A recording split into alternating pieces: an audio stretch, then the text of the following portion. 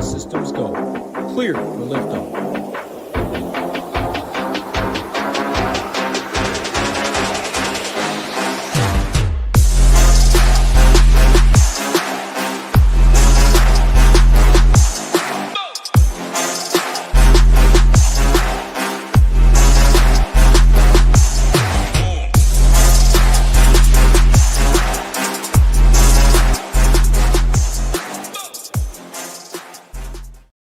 What's going on, everybody? Shipping Nation YouTube station back with my guy Gyiraszin. Hour later than normal for our guys Blicko and Tambo live right now on this channel, breaking down the PGA Championship, which is this week. Very, very good stuff over there. But Gyiraszin, man, it's you and I have been here from the start. Shipping Nation, man, happy birthday! We're turning 3 on Friday. With that, join for free. You see it there up on the screen. Go to shipitnation.com. Click the banner at the top. No promo code necessary. You will have to fill out your information there and put in your payment information, everything. You're not going to be charged. You can cancel at any time. You're not locked in, but you get instant access right to the Discord, Gyiraszin. It'll cover all the content for the MLB slate tonight. It'll cover the MLB slate, multiple slates tomorrow, I'm assuming, and Thursday. With the PGA Championship, you got NBA Showdown, you got NHL playoffs, you got everything for free. I mean, what better rate than that? I mean, free. I don't know what's better than free there. We've been from the start, been a hell of a ride over the last 3 years, and looking forward to many more ahead. Tons of money to be made. Tons of money already been made. We got money to be made here tonight. What's going on, brother? Happy Tuesday. How are you? Man, can you believe it? We're 3 here. You got a drink? We'll go this way. Cheers, brother. 3 years. We're already 3. I can't believe it. Everybody said, you ain't going to make it. You guys ain't going to do shit. You can't, too late. Blah, blah, blah, blah, blah. All that was jumbo noise. But either way, Nades, glad to be on here again, talking some baseball. We got a pretty good Tuesday slate, 10 big games. But pitching kind of blows, as we were kind of bullshitting before we came on here. But, yeah, I mean, hey, big week here. We're turning 3. We got some golf content going on. Of course, we got the MMA that we're crushing. So good time to join. Hey, just because it's football season don't mean there isn't daily fantasy sport money to be had. But, yeah, I mean, hey, I got to admit, even myself, to anybody who's, like, on the fence, like, there's days like yesterday, Nades, I'm out in the golf course playing in my golf league. I ain't got time to be diving in and all that shit. So, fire up what my boys are saying. Let's, we can figure out from the narrowed information I'm getting. So it's kind of, they're not giving me all the answers to the test, but I mean, they're giving me enough information where I can walk in and feel like I'm not going to fail. So, I mean, that's definitely helpful, but yeah, can't believe it's been 3 quick years already. And I mean, we came out the gate with baseball, Nate. So, I mean, the baseball crew is the one that was first up in the gate here to run out with the big dogs and the horses. And I think we've done a good job. I know we got a pretty good following of people. It's been fun to be a part of it. And hey, here's another 3 years.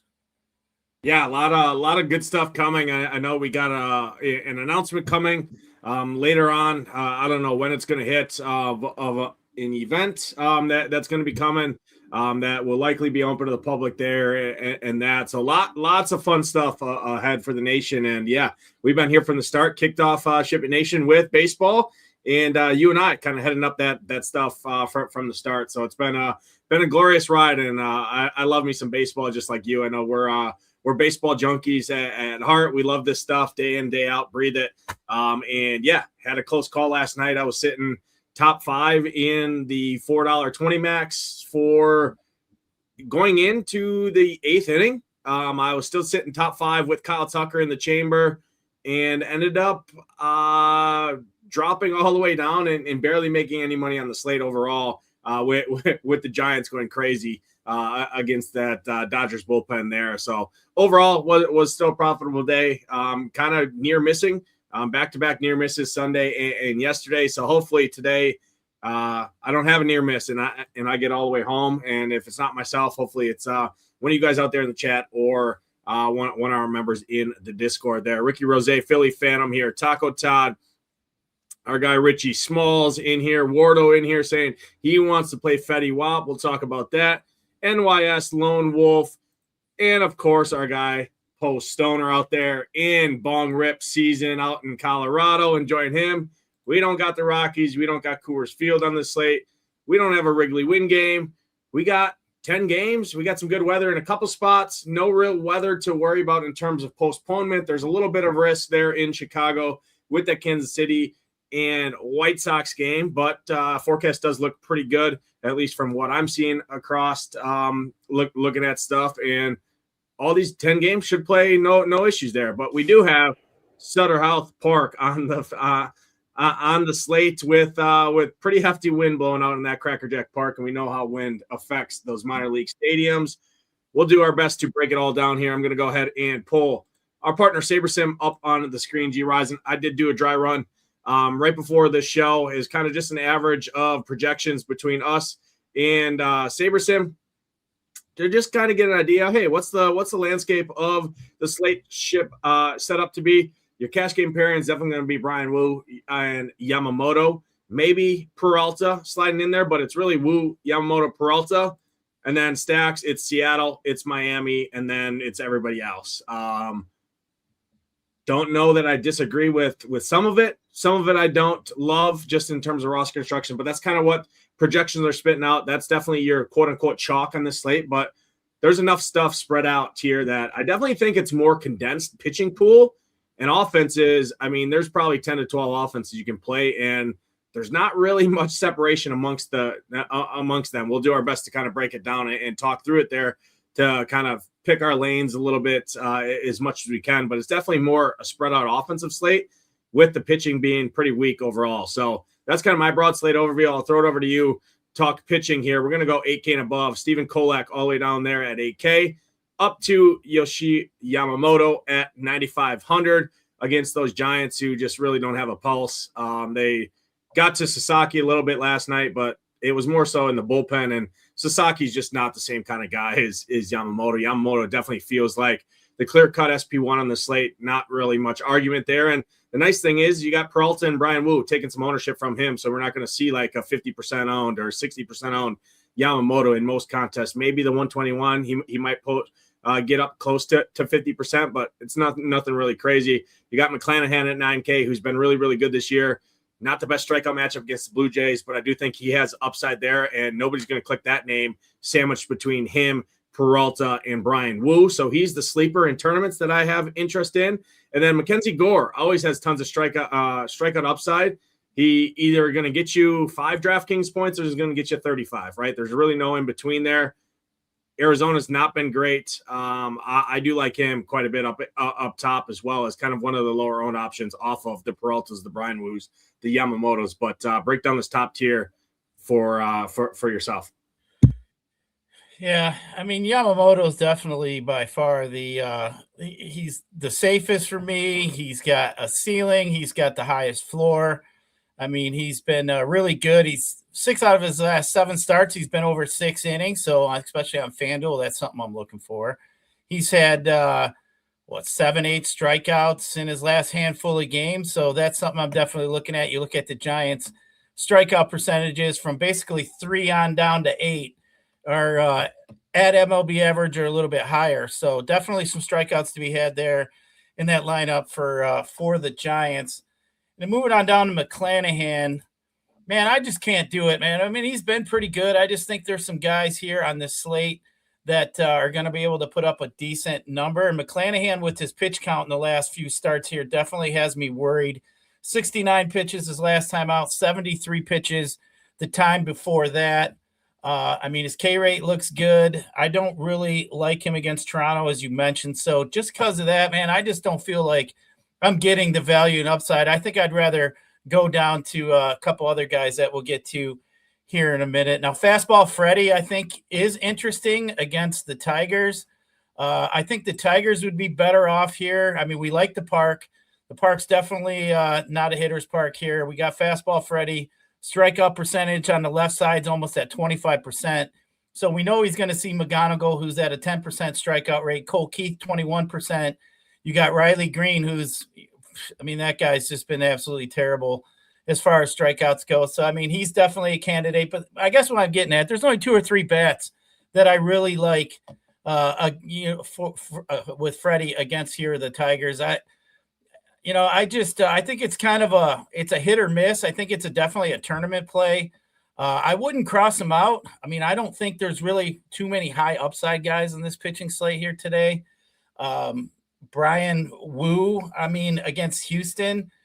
Wu's been pretty good here. You're kind of looking at what Houston's bringing to the plate. You mentioned on the top of the show that you like Alvarez a little bit, but we're sitting there with the Houston batters. The K rates just, they got 4 guys really that got some strikeouts. You got Walker, Smith, Denzo, and Bryce Matthews are really the only 4 guys. All the other 5 are down in the teens.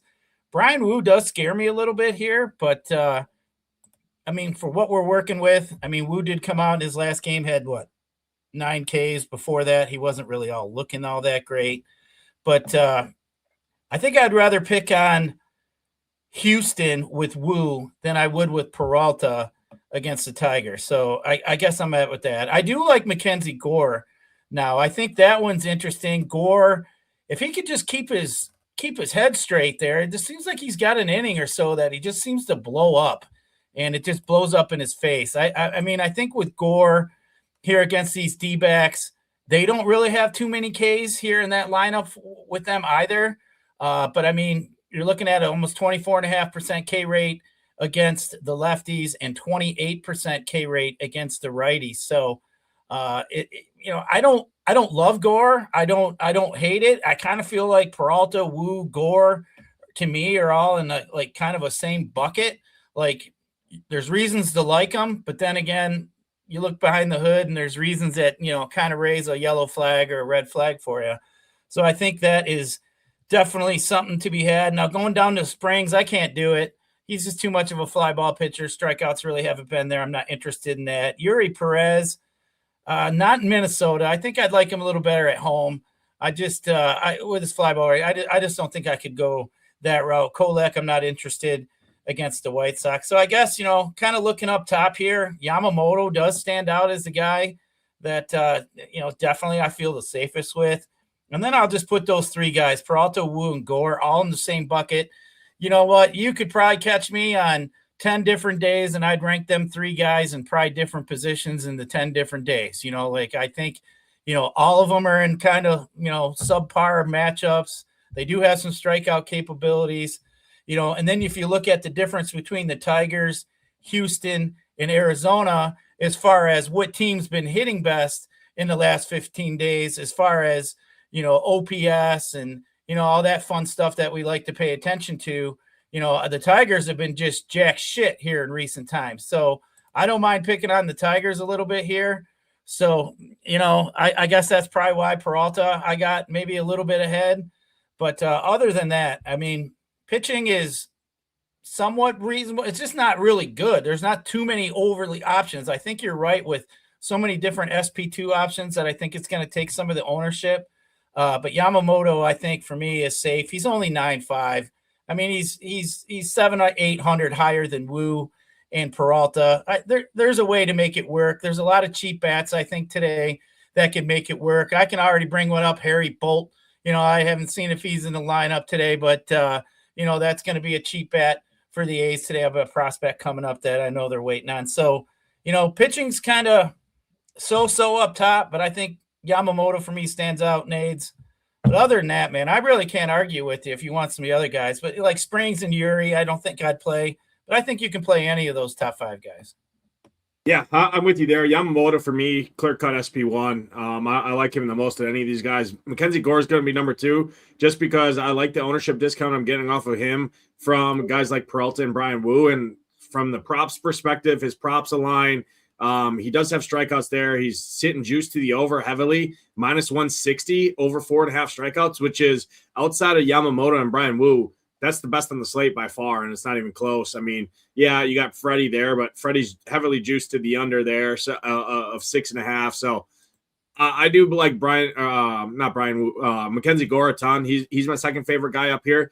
Then I'm going to go to Brian Wu just because he is going to see 7 right-handers there, which he does pitch much better against. Obviously, he's not great, not good at all against lefties, but it's a perfect matchup for him in Houston. It is a big park downgrade for him, and he is on the road, which I don't like him as much, and he's playing into ownership. So there's definitely holes you can poke in him, and you can poke holes in Freddie Peralta as well. Freddie Peralta hasn't looked great, but again, there's not a ton of bats that you're super scared of. I mean, the Tigers, 3 or 4 guys, maybe you're kind of worried about Peralta facing. Same thing for Brian Wu and the Astros, right? They're, obviously Yordan, but outside of that, I mean, Zach Cole's not in the lineup. That's another lefty out of there. You got Schoonmaker in there, I believe. I probably butchered his name, or Schwaki or whatever. Starts with an S. I probably butchered his name there, but he's the other lefty in there. I'm not too worried there.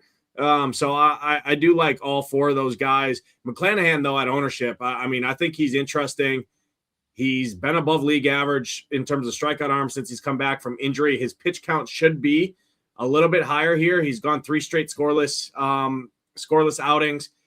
In terms of the outs prop, I mean, the outs prop, he's still sitting at 15.5 out prop juice to the over. So, I mean, they're still expecting 5 innings here out of him, which in relative to the rest of the slate, I mean, he's right there in line. So at sub 10% ownership with strikeout upside, I do think he's interesting, but he's a distant 5th for me behind Yamamoto, Peralta, Wu, and Gore. Yuri Perez, think he's fine if you wanted to keep him in the pool. He actually is the best pitcher on the slate in terms of Sierra, which is a good metric that I like to look at for ranking pitchers. However, Perez outside of Miami, right, which is one of the best pitchers ballparks in baseball, now going up to Minnesota to face a team who can steal bases as well. And that's obviously Perez is just terrible at holding runners on, and he's a fly ball guy and has gotten absolutely shellacked this season in terms of hard hits. It's just he pitches most of his games at home in Miami, where the power really kind of offsets it based on the park, right?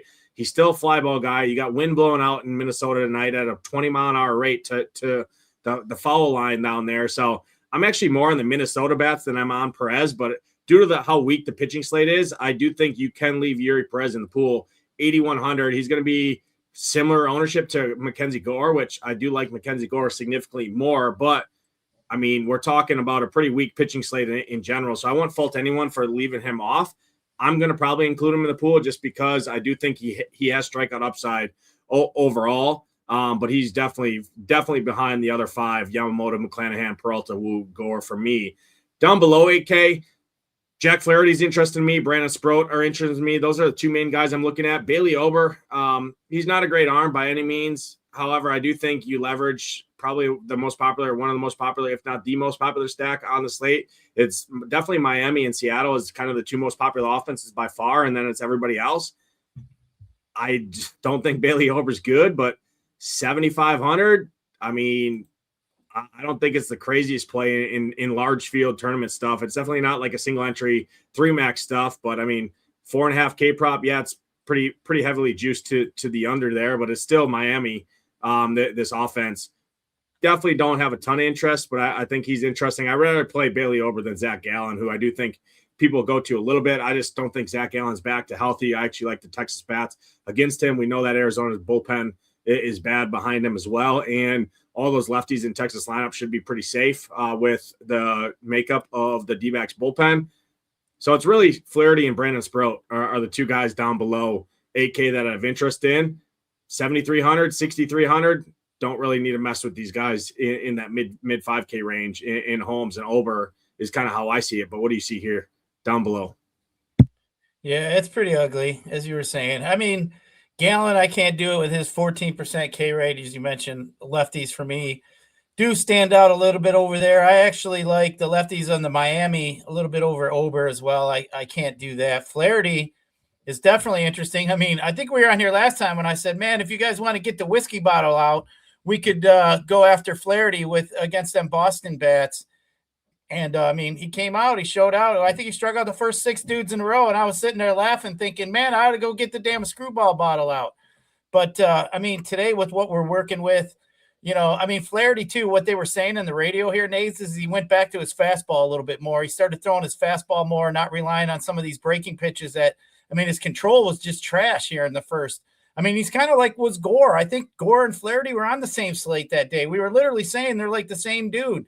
Like they got strikeout potential. It's just that one inning, man, it just kills them, kicks them right in the balls because they just are, walk heavy, walking 2, 3, 4 guys in an inning, give up a big hit, and then, it goes to shit from there. So, but I mean, the thing with the Mets that scares me with Flaherty is the Mets are pretty patient. We know Juan Soto is going to walk a ton. A lot of these guys, Vientos is about the only guy that really it isn't too walk heavy. That guy just never seems to walk. So Flaherty's going to have to be on a little bit here today, but for his price, I mean, 7,300, I definitely don't think you can go wrong. And then as you're moving down, I mean, I can see Sproat. I mean, he's somebody definitely has come to the table with a lot of potential. I just get worried about his pitch count. He hasn't been over 80 pitches all that much this year. So I do worry a little bit about that. And I think this week, if I'll say, maybe I'll continue my path here. If you want to get the whiskey bottle out pitcher, that would be Matt Waldron. I think Nades. I think maybe if you wanted to look at the knuckleballer, I mean, you could, 5,700, but I just don't see the need to really pay up for the bats that we had. I mean, he did have 26 points last game out. He had 7 Ks. So, I mean, he does have a little bit of upside, 5,700. But as I said, that'd be my whiskey bottle pitcher play of the day. But, I mean, other than that, as you said, I'm pretty much with you. I think Flaherty does stand out as the guy down here. Now, if you ask me about Flaherty and then where I would stand with like guys like Gore, Wu, and Peralta, I kind of put him in the same damn bucket as those three. And I guess I would just rather take the cheap guy. Now, as far as, who would probably have the lowest ownership of those 4, I think I agree with you what you're saying about Gore. I think Gore would be probably the lowest owned of those 4. But I think Flaherty for me is in the same camp as those 3 guys. Definitely have some upside. Definitely have a few flags that have been raised, not been pitching very well. His control's been shit, but definitely think he's in play today. So, Nades, I think we got, maybe 5 or 6 guys that we can say we'd probably leave in our pool here today, which, I mean, I guess ain't all that bad, but I don't really feel all that great really about any of them, to be honest with you. I mean, shit, we were just calling Flaherty the whiskey play of the week last week. And, now his next start out, I'm supposed to feel, really good about it. I mean, Flaherty, Wu, Gore, they're all in the same boat. So I just feel like, you're rolling the dice. Probably 2 of the 4 of them are going to have great games. It's just we got to pick the 2. Yeah, I think it's a great MME slate where you can just go in on, I mean, ideally, you could probably just play Yamamoto, Brian Wu, Peralta, Gore, and Flaherty and just roll the dice with those 5 and just hope you nail the right combination. I do like to add a couple of these other lower owned guys. Just because it doesn't take much to get over the field. And on a slate like this, where I can see any of these guys blowing up, I do like lower owned guys with upside. I can't do it with Matt Waldron. I'll leave that for everyone else. I mean, there's just no reason to save the $500 when you can just play Brandon Sproat on the other side against the San Diego bats, where we just saw Ronald McDonald post a fucking ceiling game against, right? I mean, the Brewers are getting Yelich back, another low strikeout bat in there. So now you take a higher strikeout bat, like probably like I don't know, David Hamilton or something out of there, or like I don't even know who comes out of there in terms of the lineup. I mean, 18% K rate against right-handed pitching over the last 30 days for the Brewers. And then you look at the Padres. Padres are sitting at 25% against a 25% K rate arm over the last month. I just don't think Waldron makes sense at the salary. I think you just if you need a salary guy down there in that range, play Brandon Sproat on the other side. And that's not even a Brewer homer take or looking. I think people are chasing the game log on Waldron. This guy is just not a strikeout guy. Could he have it? Yeah. But the Brewers lineup is, I mean, the best it's going to be all year, with Yelich coming back, Churrio's back in there, Vaughn's back in there. I mean, they have their full strength lineup now. And also you can steal bases too. And if he gets wild, puts guys on, things can go south in a hurry. And I just don't think there's enough of a discount there to warrant it on this slate. I mean, outside of the Dodgers, you can pretty much afford anything you want on the slate. So yeah, Said a lot here to say Yamamoto, Mackenzie Gore is my favorite 2 pitchers on the slate. Then it'd be Brian Wu, Peralta, Brandon Sproat, Flaherty are kind of the main guys that I'm looking at there. McClanahan and Ober, I think, are fine to keep in the pool along with Perez, but those are going to be distant 7, 8, and 9 guys or 7, 8, 9 in terms of my rankings there. But realistically, these the kind of 6 guys that I said off the top, or 5 guys I said off the top, is kind of the bulk of the pitching pool that you really want to kind of hone in on tonight. Next spot on, we are going to offense here. First game is going to be, Rays and Blue Jays, both lineups in here. Patrick Corbin on the mound, Shane McClanahan on the mound.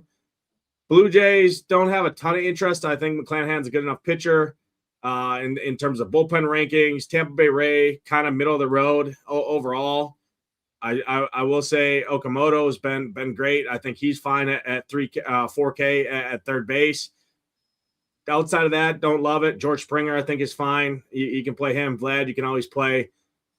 The Rays would be the side I have more interest in. I just hate stacking against Patrick Corbin. However, you can steal bases on Patrick Corbin. The issue is the Rays' best stolen base guy is out of the lineup after nuking the slate yesterday. Rays crushed yesterday, almost win me the tournament. Not the same spot here. I mean, Yandy Diaz, Caminero, Velati, I think are the 3 best plays just because they all mash lefties. DeLuca hits lefties really good too, but he's going to get pinch hit for. Ben Williamson going to get pinch hit for. Seti Mullins has stolen base upside there, so I don't mind him at 2,500 as a value guy. I think the Rays are more like a mini stack here. That Blue Jays bullpen's really good.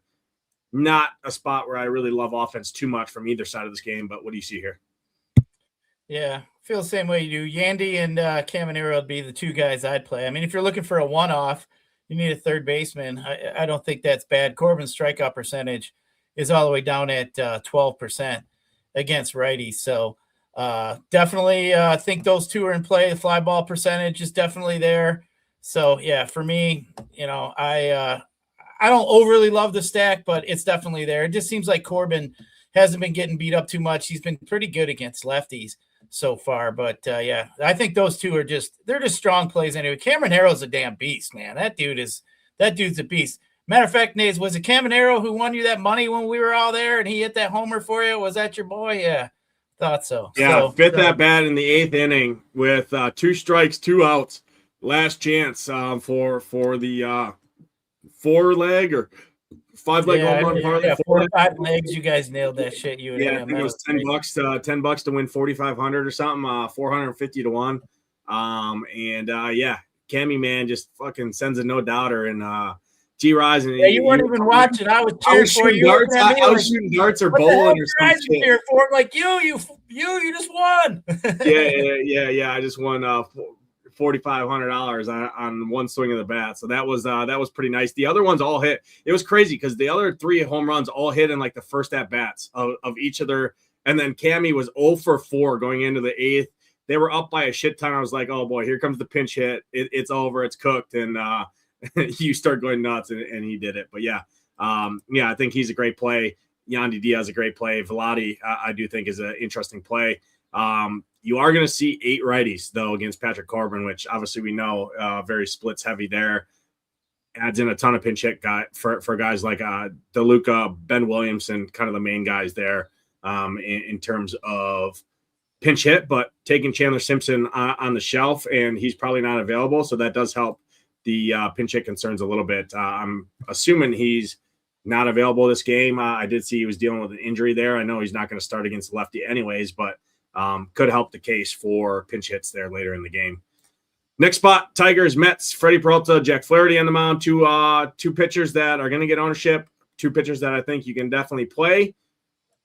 Peralta doesn't rank very good. Neither of these guys ranks really good in our pitcher rankings with these lineups in there. The Mets are a fairly patient offense. Tigers, I think, are more interesting. Some of those lefties against fastball Freddie. We know Peralta can always give up some home runs. It's not the best hitting weather here in Citi Field by any means. Going to be Temperatures in the upper 50s. There is some wind blowing out, which does help a little bit, but just not a great place to hit in general anyways. Tigers bullpen's not great. Mets bullpen is good. What do you see here in terms of this one? Yeah, there's really no offense, no reason for me to push it on a 10-game slate. Like I said, Flaherty, Peralta, if you're looking for a little leverage, maybe like Riley Green, if you're looking for a one-off, I don't mind his power. McGonigal at the top of that lineup against Freddie. I think maybe you could look at maybe Soto against Flaherty for as patient as he is, if you wanted to pay up for somebody. But I think I'd rather just, go with Jordan than be paying up for Soto today. But 7.5 total. There's no reason to push it. Yeah, I agree. Greg O said that about Cleveland last night. Trust me, I had plenty of Cleveland last night. It's still, the weather was still pretty shitty. And they just jumped on them and they did all their damage in one inning, really. I mean, that can happen in any ballpark, any weather, no matter what the matchup is, right? But ideally, parks and weather matter so much in baseball just for carry, and we're chasing home runs for upside in terms of DFS, and this is a spot against two better arms. I just don't love it for offense. There's enough offense to love on this game or on this slate. I wouldn't be shocked if either teams got there in tournaments. It's just I'd rather bet on some of these other teams. I already like enough offense on the slate overall. Next spot here, another one where don't love a ton. I do think the Braves are fairly interesting, especially those lefties against Colin Ray. We're at home in Truist Park here. Braves, one of the better offenses in baseball in general. In terms of the weather here, not great, but it is going to be upper 60s, low 70s here. There is some slight wind blowing in, nothing crazy. It is going to play below average for hitting, but Drake Baldwin, I think, is great. Albies, Matt Olson has destroyed Colin Ray for everyone who loves BVP out there. Michael Harris has upside and a cheap price point. Dom Smith has power and is cheap. Yastrzemski has the wraparound. So I do think the Braves are kind of interesting overall. Cubs been really good as well. Grant Holmes, not great overall. I think you could get to this game overall. You want the lefties against Grant Holmes. Same thing. Colin Ray, I mean, historically, you want the lefties. What do you see here in terms of offense? Another one where I don't love a ton overall, but I do think you can pull plays from this game for sure. Yeah, I mean, of either side, I think I like the lefties of the Cubbies against Grant Holmes a little bit more. His 17% strikeout rate, 11% walk rate. His ISO is 171. He's been getting hard hit pretty hard. His barrel is almost at 10% against lefties. We know the Cubbies got some lefties that got some pop. Conforto, Happ, Bush. We all like Bush. Ballesteros, PCA. So they're definitely in play for me.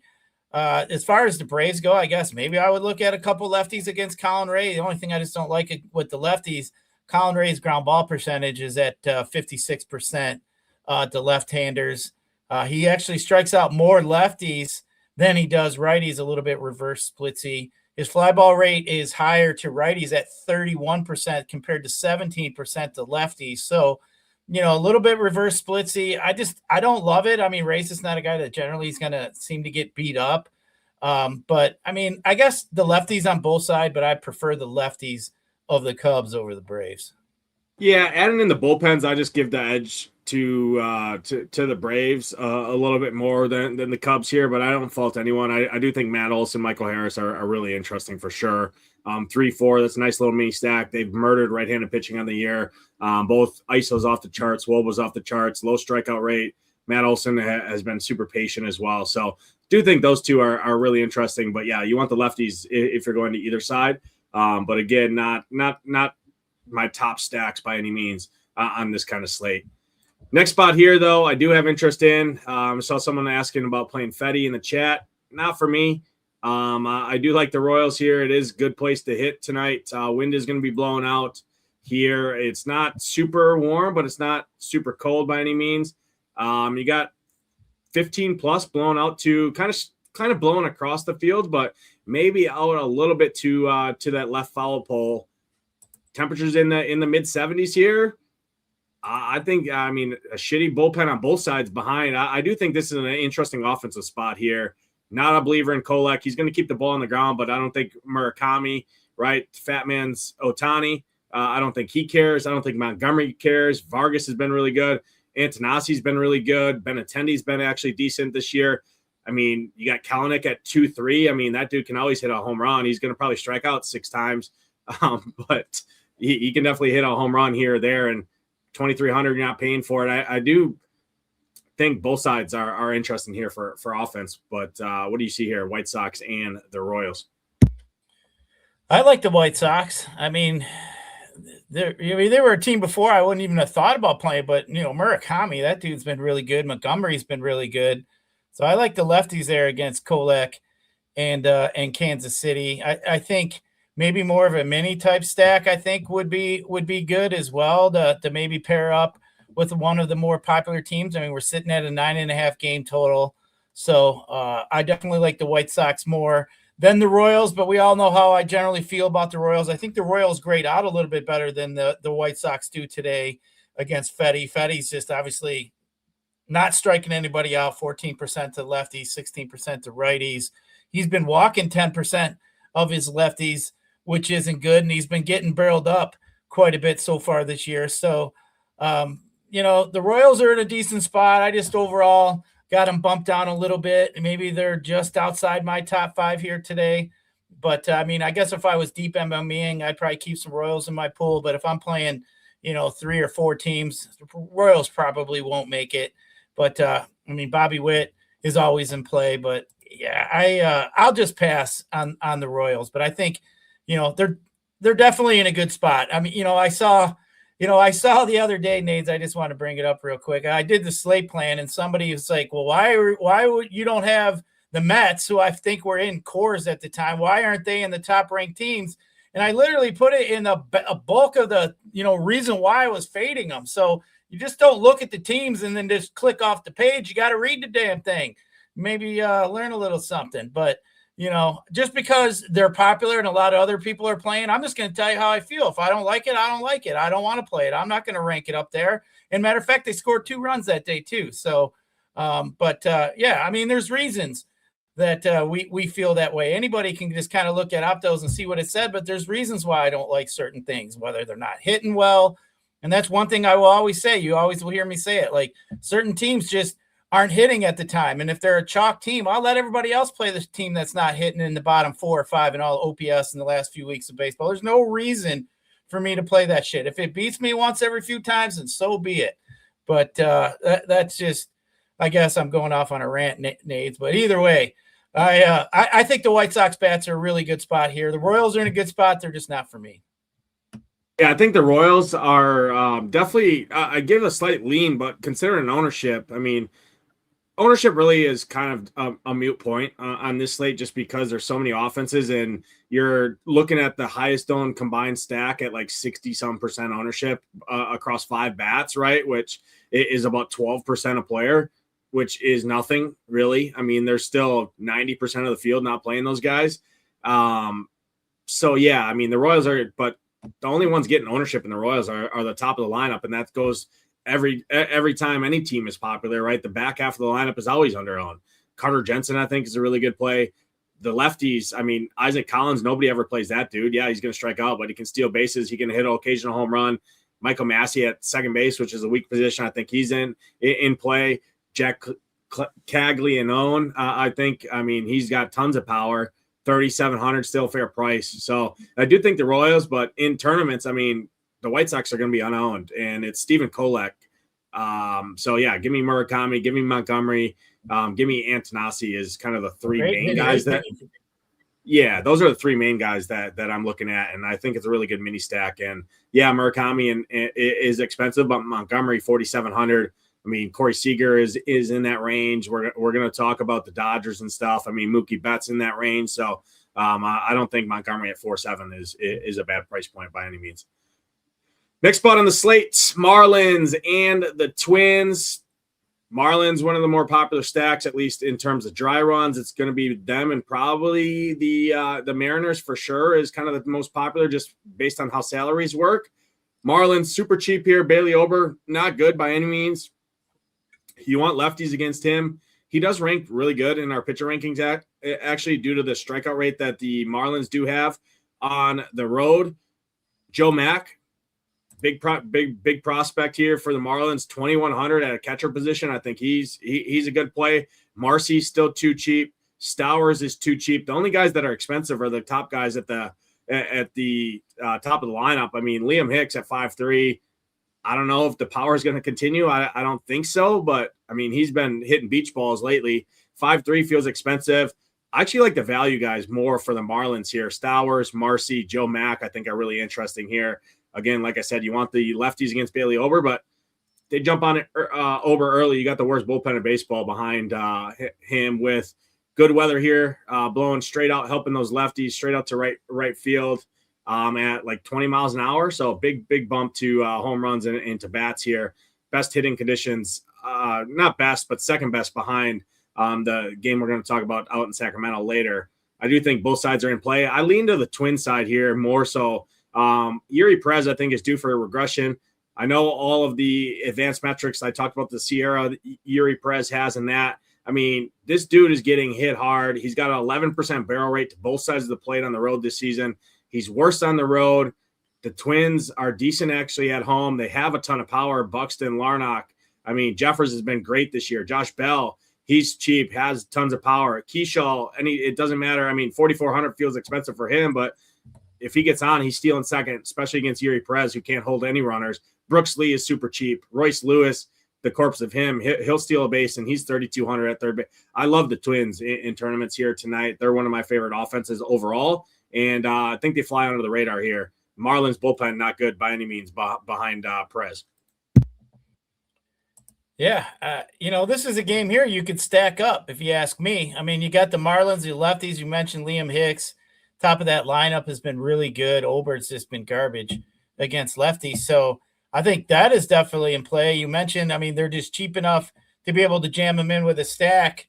So the Marlins, for me, are definitely in play. You did mention the Twins. I like the Twins. I think Buxton's a really good play here today against Yuri Perez. Yuri Perez has not been very good on the road. I mean, his walk percentage so far, even against lefties, is an alarming 14%. He's been getting barreled up by righties at 15%, 11% to lefties. I mean, that generally doesn't bode well for you.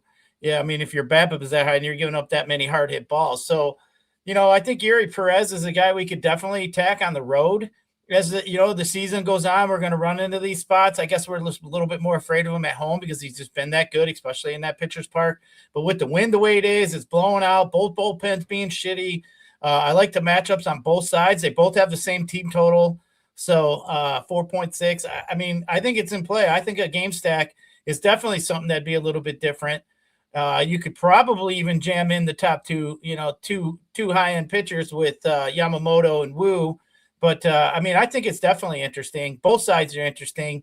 I think if I did have maybe 5 lineups, I think one of them more than likely would be a game stack, Nades. I think that's probably the way I would attack it. I mean, this could turn into a softball game real quick, especially as bad as those bullpens are. Yeah, I mean, I really like the wraparound for the Twins because, I mean, you got 2 stolen base guys. Keishall and Clemens are both going to run as soon as they get on. Brooks Lee will run.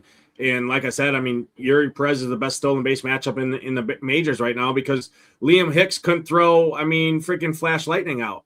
Or he could opposite. Sorry, he couldn't throw me out running to second base if I left before the pitcher even started his pre-routine, right? So overall, I think this is a really good spot for offense. One of the best spot in my opinion on both sides. Marlins are going to get played. Twins aren't going to get played. Same setup here. But yeah, Marlins on paper are the better stack overall. I do like both sides though, for sure in that one.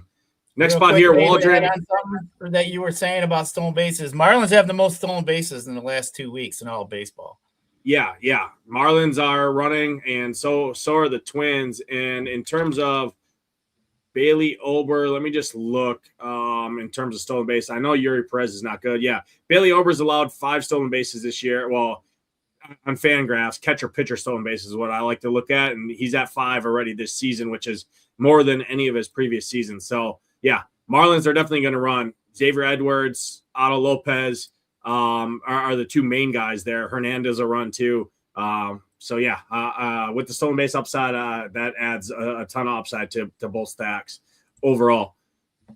Padres, Brewers, Brandon Sproat, Matt Waldron. Brewers coming off the sweep of the damn Yankees. Love to see that. Full health lineup in here. Turang, Churiel, Yelich, Contreras, Bowers, Mitchell, Frelick, Hamilton, Ortiz. Joey Ortiz, not interested by any means in him. Padres, other side. I mean, this offense has just been so bad. It's not a good DFS offense. I mean, yeah, if you want to play Jackson Merrill, go ahead. He'd be really the only guy I have interest in. I'm not playing Fernando Tatis at 5K for 4 ground balls. Don't like that. Manny Machado, for whatever reason, hates the Brewers, so he probably hits a home run at 4,500 if you want to play him. Merrill, Machado, a little mini stack I don't hate, but my interest for offense in this one is on the Brewers side. Waldron, I'm just not a believer. This dude's terrible against lefties. Turang's on fire right now. Yelich coming back helps. Jake Bowers, Mitchell, Frelick, Hamilton. You want the lefties against him, and then Churiel has been a stud since he's come back. Contreras super cheap at 3,900. Joey Ortiz, X him out. Don't like him, but he can get you a stolen base if he gets on there. Brewers as a full stack, I do think are interesting. Padres bullpen really good, obviously, but I mean, if they jump on Waldron early, it's the first game of the series here. Are they going to really blow their Mason Millers of the world? I don't know. Not my top offense, not one of my tops, but at their ownership, I do think they're really interesting in tournaments. Nobody's going to play them, and we've seen the Brewers break tons of slates this year, so I'm definitely going to be over the field on them for sure. What do you see here?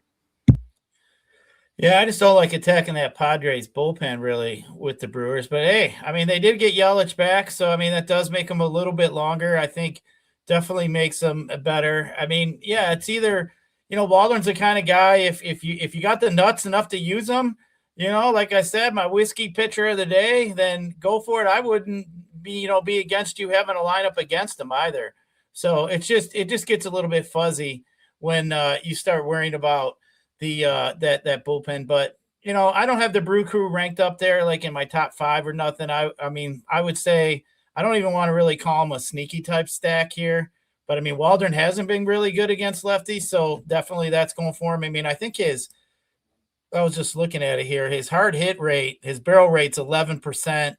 I mean, his WOBA's 519, ISO 432 to the left side. He's seen more lefties so far this year than he's seen righties. So he's definitely getting hit pretty hard there. But, it is baseball. I mean, like I said, if you were looking for a cheap pitcher, but that one's definitely going to be a type roller coaster type ride. Buckle in and get ready for the ride there. But yeah, not for me, Nades, but I think I would just leave it alone. I think there's other offenses that we could be had on both sides of the ball for me to really try to jam them in.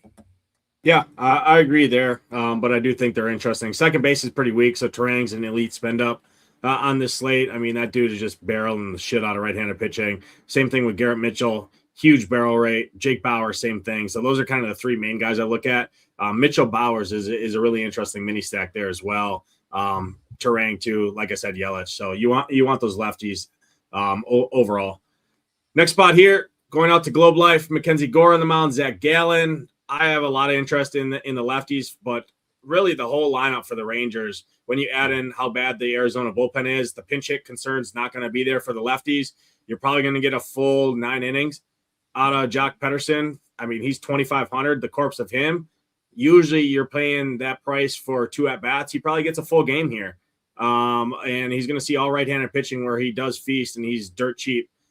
Nobody's playing the Rangers here. I mean, Zach Gallen, I just don't think this dude is any good. His strikeouts rate has not been there. The Rangers have been decent. Brandon Nimmo, Corey Seager, Jock Pederson, Josh Young's been good. Evan Carter's been a beast. Zeke Duran's actually been really, really good. You can play him at second base, 3K. I mean, this team is free against the D-backs in Zach Gallen and the bullpen there. I mean, probably burns me here, but I do have the Rangers high up my board tonight on this slate. D-backs, you can always play Perdomo, Marte, and Carroll. Don't love it against Mackenzie Gore. I'm more on Mackenzie Gore here, chasing strikeouts than I am on the D-back side of this game. Waldschmidt, I will call, does have a lot of power. 2,700 is cheap for him, but I love the Rangers in this one. What do you see here? Yeah, the Rangers are definitely interesting. I'd call them my low-owned stack that I really like against Mr. Gallen, who's just been absolutely terrible so far this year. I mean, his strikeout percentage of lefties at 10%. He's been getting hit pretty hard, almost 12% barrel rate. It looks like Ham will be pretty happy today with Jock Pederson. Nemo's definitely got some pop. Seager, I'd call one of the better bats on the entire slate. Evan Carter's definitely in play. So, I like the top of this Texas lineup. I mean, Arizona bullpen isn't all that great. I wish Texas was hitting a little better here in the last few weeks overall as a team, but Zach Gallen, as you said, just has not been very good. I think it's definitely a spot to attack. As far as Arizona goes, Gore's problem's really been his control. You look at some of these Arizona bats, they are a little bit patient. They don't really strike out all that much, as we discussed at the top. But I just think there's a better spot to be attacking Arizona with. And Arizona, for me, I don't like them against the lefty here. I can't do it. I mean, you look at some of these guys here, like Vargas, Gurriel, Arenado. I mean, these guys are the back end of their career. They just don't seem to have the pop they used to have. And Gore, I think I would rather probably play Gore than go against with the D-backs in this one. But Texas, for me, is in a good spot, especially Corey Seager. I think he's one of my favorite. You ask me who's going to hit a home run, Nades, I can already tell you I'm going to probably say Corey Seager. Yeah, Corey Seager's not been good by any means. He's been really bad, but the roof's going to be open here tonight in Texas, which does help. Offense here, I mean, Gallen's not been good. The more I look at it, I just think Texas is one of my favorite spots on the slate for offense. I will say Perdomo and Carroll are really interesting. They're the two most patient bats, the only patient bats, I should say, in this entire lineup. I mean, the rest of these guys just don't take walks, especially against lefties. 7%, 6%, 5%, 5%, 4%, 0-0. I do think Gore has a ton of upside. So I'm on Team Gore, and the Texas bats probably will let me down, but that's kind of the flag I'm planting here. I like those guys a ton. Like I said, Perdomo and Carroll are really interesting too, if you want to go there in non-Mackenzie Gore teams.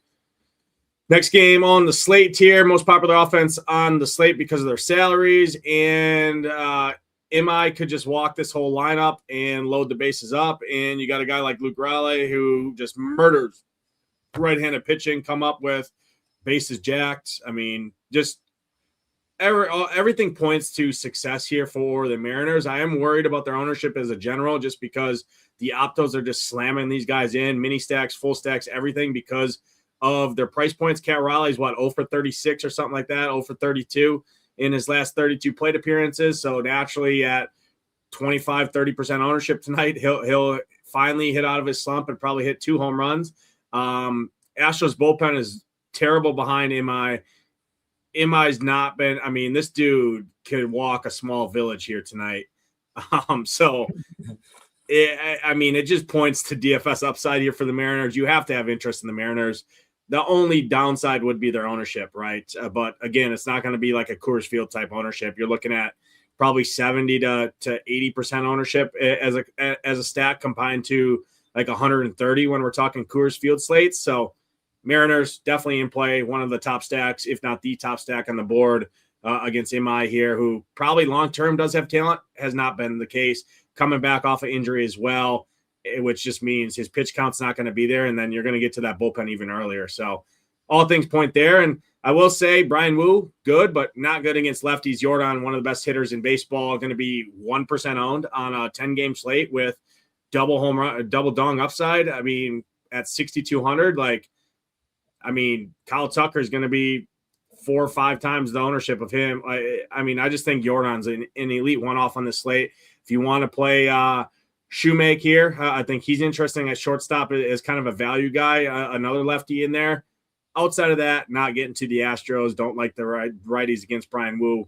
It'd be Alvarez and Shoemake for me, but Mariners are the talking point here. What do you see? Yeah, I'm not interested in any of the Astros. I mean, if you wanted to look at Jordan, I see your reason why. He's obviously one of the best hitters in baseball. But when you go to the Mariners side, I think I do like him. That Astros bullpen is garbage. It's just been trash. You got a trash starting pitcher who the walk percentages, I've never even seen such a thing before. But, this dude might as well I mean, let's just go up there and put it on a tee. I mean, maybe he'll help him get over the plate. You mentioned Riley. He's been really hot. Julio Rodriguez has been smacking the shit out of the baseball too. So I think Julio is interesting. Maybe the big dumper will get his head out of his dumper and start doing a little bit of something and not, act like last year was a fluke. Come on now, Mr. Seminole, get your head out of your ass. But, I think the Mariners are definitely interesting. I mean, as the season goes on, Nades, we talk about attacking shit bullpens. I mean, this Astro bullpen is right up at the top of that list of somebody we're going to want to attack. So for me, the Mariners are definitely in play. Yeah, Houston bullpen, third worst in baseball in terms of xFIP. 4.6, which is not good. The only teams worse are the Giants and the Twins. Twins are by far the worst. I mean, like 0.4 worse than anyone else, right? And then you're talking Giants, Astros, Nationals is kind of the next grouping there, which we've been streamlining stacks against those guys for sure. So yeah, all things point here to Seattle being really good. Canzone, don't forget about him hitting 8th. I like him. Yeah, he could strike out twice, but he could also hit you 2 home runs in his other 2 at bats there. So I do like him. Luke Rayleigh been murdering right-handed pitching this year. He's great.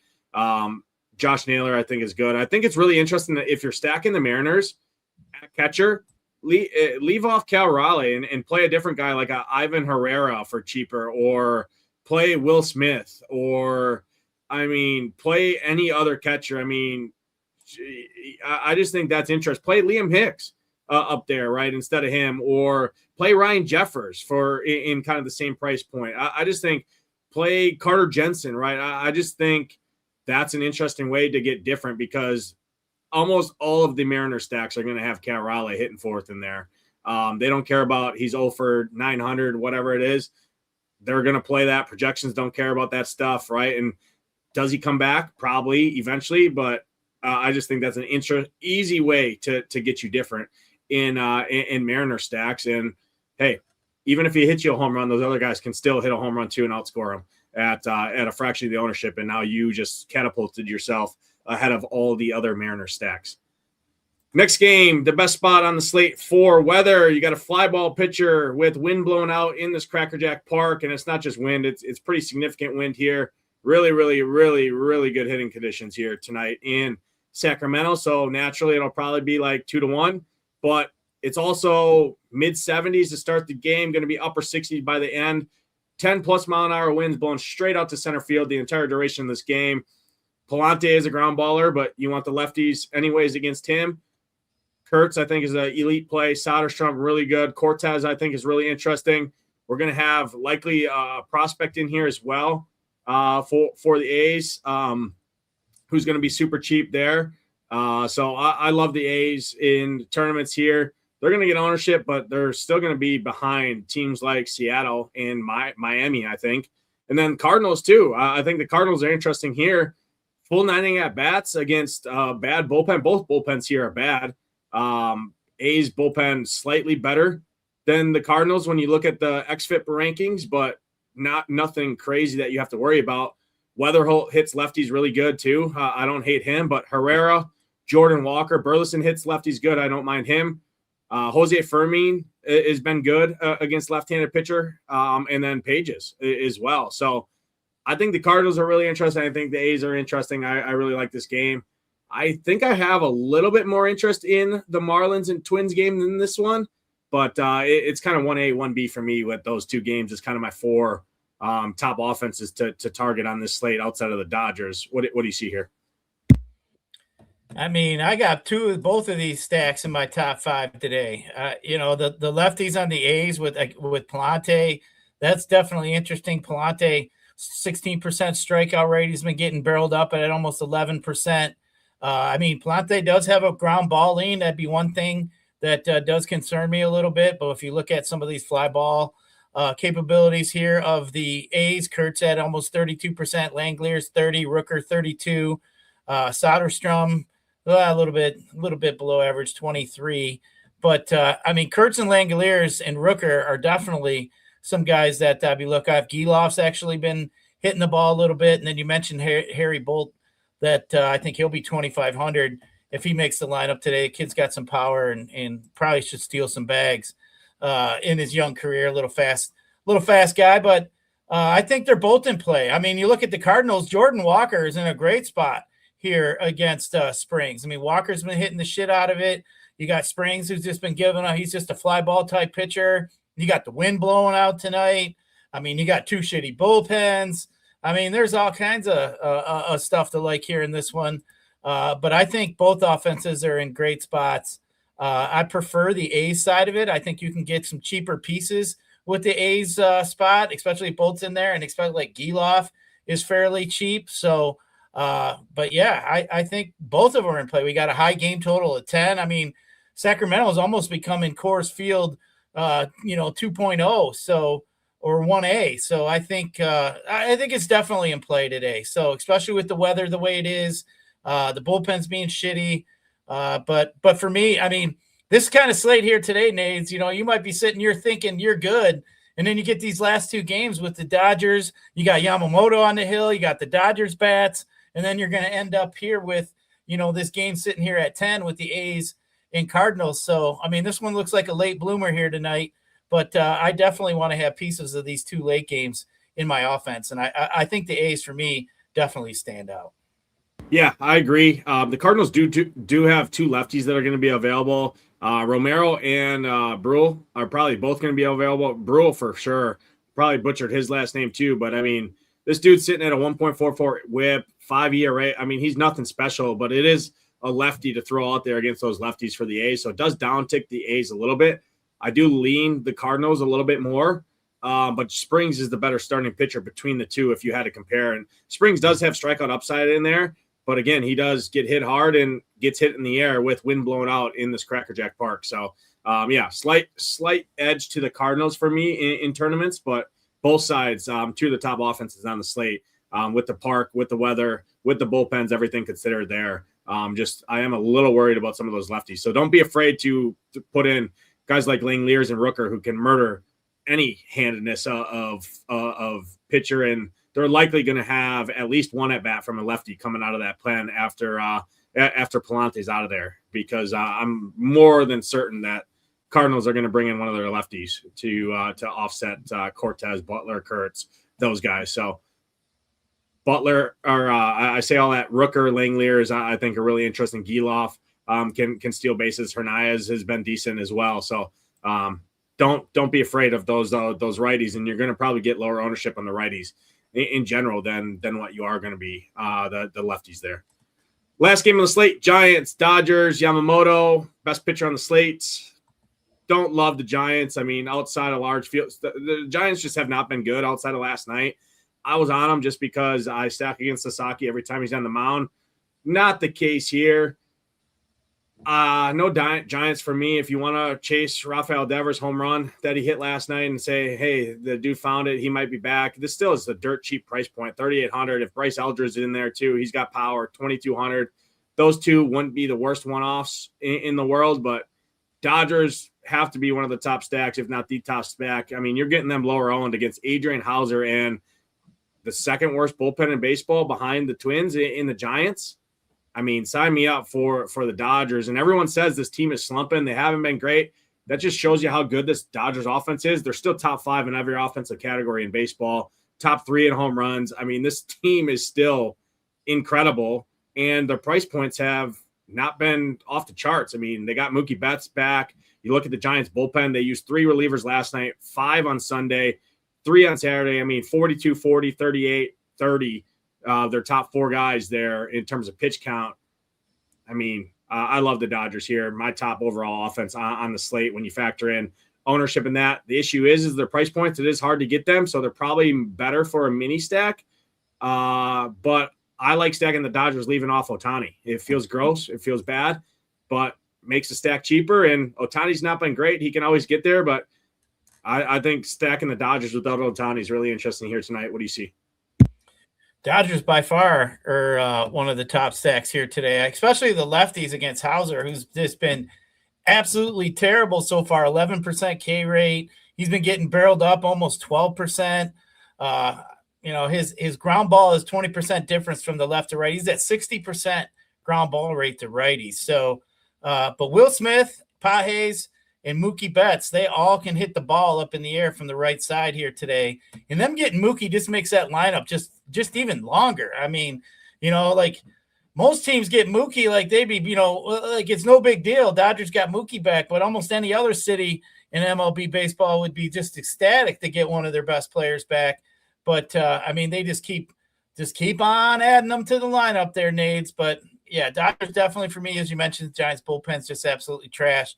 I'm not interested in attacking Yamamoto. Giants just can't seem to hit their way out of a paper bag, even though they did score some runs yesterday. But I can't do it.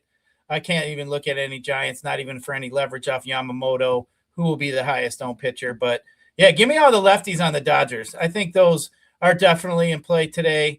Guy like Freddie Freeman, definitely looking like Kyle Tucker. As you mentioned, if you wanted to leave off Ohtani, who's the highest price. I mean, it just seems like sometimes Ohtani's getting walked. And, a lot of times I like to kind of go back and maybe look at game logs and see if, certain managers are just assholes. They're just going to walk them all the time, especially just him and Judge. They just start hitting bombs left and right. It just seems to be the case. You get the old, Maddens out there, the, managerials that just say, fuck it, walking with the bases loaded. We don't give a shit. So, when you're paying that high for a hitter, I mean, you definitely want him swinging the bat, but it's usually something, if I'm really trying to decide if I want to play him or maybe go to a Jordan or somebody else, I do like to try to get a feel like if I feel like he's just going to be, just go to first. That ain't going to get me anywhere. But yeah, I mean, Nate's decent slate. We got some pitching that is a little concerning. We got, Yamamoto at the top. We got a handful of guys I think are all in the same type bucket. We got a lot of offenses we could choose from. There's probably 10 to 12 teams that we could legitimately play and feel happy about today. So, but yeah, I think we're going to have us a good slate. It's our birthday week. We can't do nothing wrong here, Nades. I mean, shit, like, women celebrate like their whole month. We'll just celebrate the week. So, we'll be celebrating his birthday all week, but shit, you get a free membership, man. So make sure you check it out, right, Nate? I mean, damn, free. Shit, go call your grandmas. Call your grandma. Return Friday, 3-year anniversary of Shipping Nation, and you and I, Gyiraszin, have been here from the start, kicking off baseball. So yeah, shippingnation.com. Join for free for a week. You get a free week's access. You can get in the Discord to get all of our content, everything there, and yeah, you can cancel any time before it hits your credit card there for the payment if you don't want to stick around, but come over, check us out, check everything we have to offer. Gyiraszin, end of the show, your favorite pitching combination, your top 3 stacks, and then home run call for the people. I'll do the same, and we'll head out of here. I'm going to say if I was on DK, Yamamoto, and I'd go Flaherty, maybe Woo. I think those two would be in there. As far as stacks, I'll go St. Louis, Oakland, and the Dodgers. As I said, you're going to need some offense in them late 2 games. That is for sure. Home run call, or to saying Corey Seager, I'll give you a bonus one. And I think for me, we'll roll over there with the Marlins. And you know what? I am going to say we're going to go with Kyle Stowers. Did a home run for the Marlins here today. Liam Nick's a little too easy, but we'll go Stowers. I think he gets the job done here today. But, yeah, good slate here. I like that one. I'm going to go Yamamoto, Mackenzie Gore. I like that pairing a lot. In terms of stacks, I like the Twins more than what the industry likes. I think they're really interesting. I like the Rangers and then the Dodgers. Those are kind of 3 main teams I'm looking at there. Home run call, I'll go to the Dodgers. I will go to Max Muncy gets another one. I like the way he's swinging a bat there, too. But I'll also go to the Rangers. Evan Carter, hitting 5th, 3,500. Max Muncy, Evan Carter, Corey Seager, and Kyle Stowers. The 4 home run calls from the show here. Good luck tonight in those contests. That's going to do it. Again, if you're not a member yet, we're turning 3. Join for free. You see it there, Shipping Nation celebration for our 3-year anniversary of being a site. And hopefully – you guys check us out and you stick around because we have everything you need for the cheapest all-in rate in the industry. That's going to do it for Gyiraszin. I'm Nades. Good luck tonight in those contests. Hope to see those Shipping Nation logos up top. We're out of here. Peace.